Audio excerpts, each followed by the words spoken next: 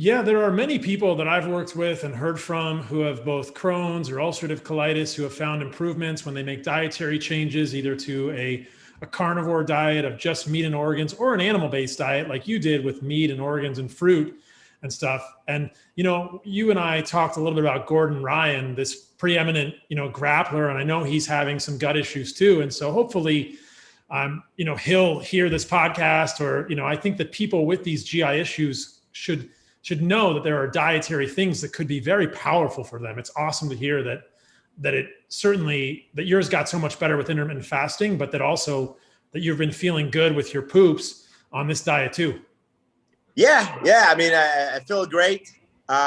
It's definitely, everybody is different. Everybody, I guess, react differently to different kinds of diet. But for me, if I would get ready for a competition, it's definitely something that I would put myself on because it make me shred, make me more lean, less inflammation, and I just feel just as strong, and it make you look good. And I'm a strong believer in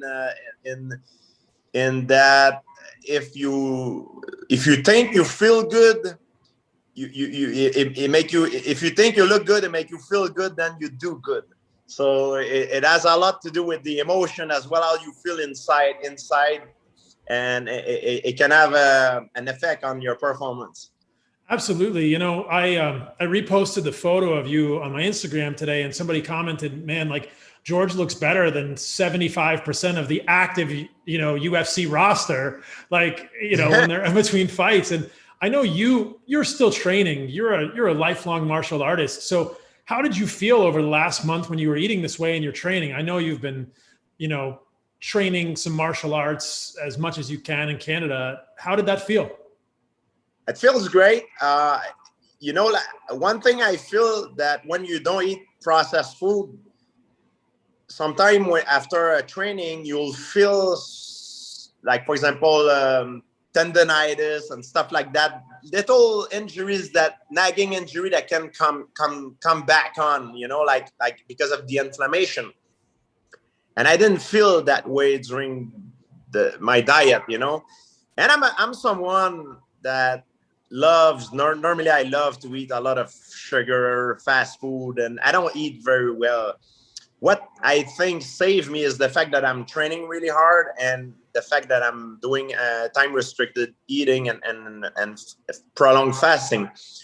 But I do feel the difference in terms of recuperation, and in terms that after a hardcore training session, my body is not as, I would say, damaged. And I'm not talking about like exterior damage. I'm talking about inflammation in my joint. I don't feel that way. I feel like I'm like I would say, to make an analogy, like a car that you do your service on, like I'm well lubricated. I'm ready to go again, So amazing.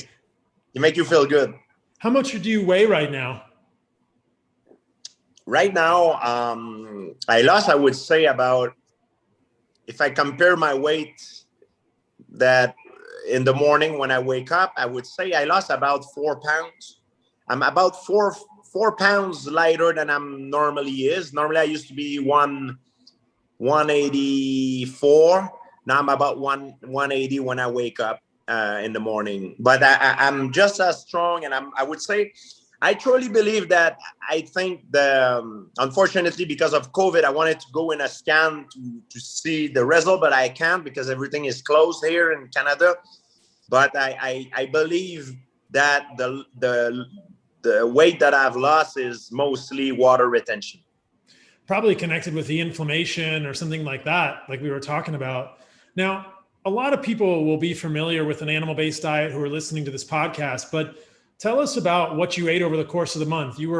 I so appreciate you posted pictures of almost every meal. I think every single meal you ate over the last month, you posted a picture on your Instagram and tagged me, and I reposted. So if people were following me on Instagram, they saw your meals. But tell us about what you ate over the past month and how it seemed to you to be.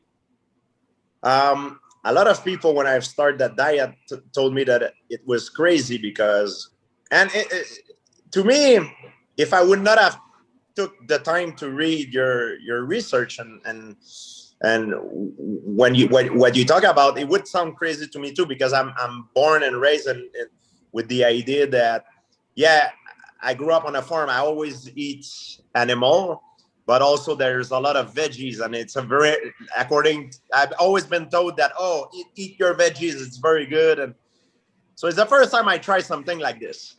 So I didn't know what to expect. I've heard Joe Rogan and a couple of my friends have tried it. Yeah, so what I do basically is I try to eat a lot of organs, liver, heart, kidneys, trips, include that in my diet. It's something that I normally don't eat because it's not part of, or I would say most of North American diet, but it's something that when you eat it, it's very nutritive. So I include that, and also I try to eat a lot of stuff that comes from an animal, grass-fed animal, free range, wild catch fish, and on top of it. And if I'm still hungry at the end, I'm eating fruits, mostly berries, sometimes bananas, but no veggies and no processed food. The first 3 weeks I was very on point. I didn't even season at all my meat. I put salt, but nothing else. Like, I was really like by the book, very disciplined.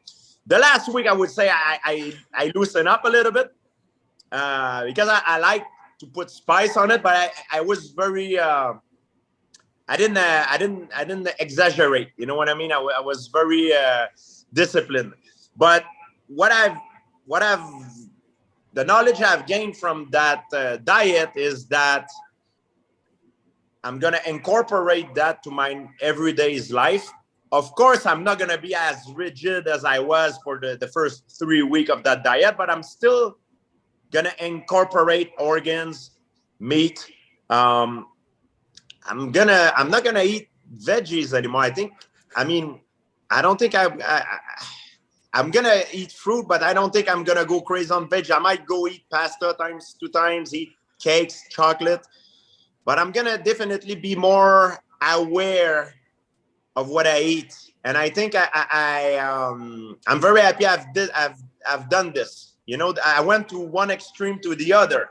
Now I can put myself in the middle range and put that in perspective. And find some balance and see what works for you, and keep track of whether the big toe starts to hurt again. That'll be interesting to keep track of.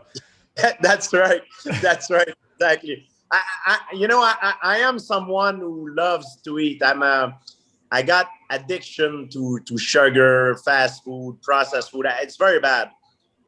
Like, what saves me is perhaps genetics, the fact that I train hard and I do intermittent fasting, but I'm aware that now I'm 40 years old. I'm gonna be more cautious with stuff that I eat now, because you might look good on the outside, but inside, you know, I was diagnosed with ulcer colitis. Maybe there's a problems, you know.